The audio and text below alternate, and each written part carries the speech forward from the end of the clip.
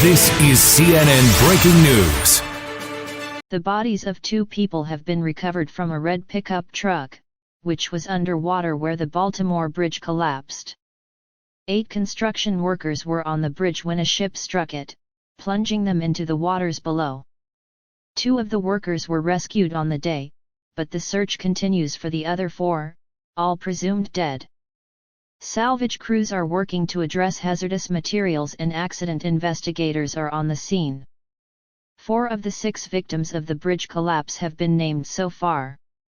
At a press conference on Wednesday, Maryland State Police identified Alejandro Hernandez Fuentes, 35, and Dorlan Roniel Castillo Cabrera, 26, as the 2 workers recovered by divers from inside the truck.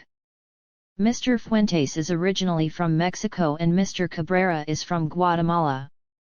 But divers are no longer able to safely navigate the waters because of concrete and debris found in the river, police said. They are now using sonar scans and believe that vehicles that may contain other bodies are encased in superstructure and concrete that came down from the bridge, an official said. 2 other missing victims, who are presumed dead, have also been named, Miguel Luna, originally from El Salvador, and Maynor Suazo Sandoval, a Honduran citizen. Mexico's Ministry of Foreign Affairs said earlier that 2 of its citizens were presumed dead, one of whom is now identified as Mr. Fuentes, while another was rescued from the water. One person who was in hospital after being pulled out of the water was released, officials said late Wednesday. First responders spent hours on Tuesday searching the waters of the Patapsco River for the 6 construction workers, who were working on potholes on the bridge around 1:35:30 GMT when the ship crashed into the bridge. The U.S. Coast Guard called off the search around sunset, saying cold water temperatures and hours gone by meant the workers were presumed dead. Officials have pledged to find the bodies of the men for their relatives. "We've got to give these families closure," Wes Moore, governor of Maryland, told reporters on Wednesday, adding that air, land, and water resources had been devoted to the search of the victims. "My promise to them is this: I will devote every single resource to make sure that you receive closure," he said.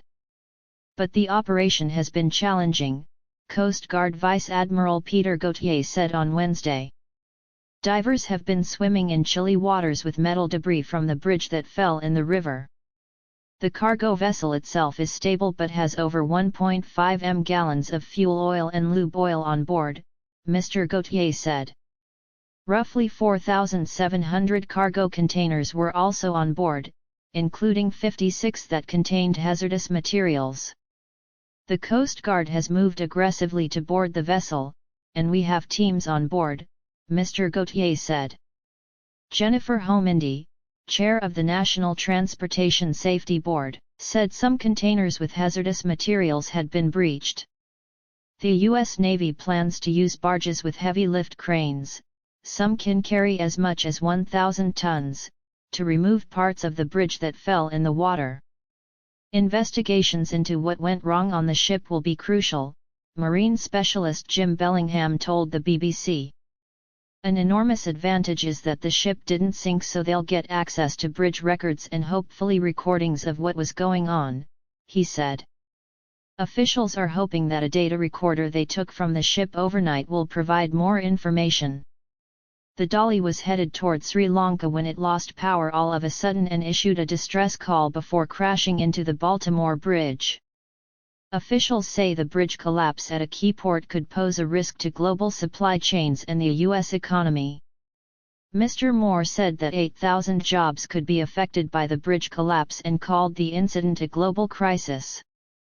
"The national economy and global economy depends on the port," he said, noting that 80 bn pound 63.4 bn of cargo moved through there last year.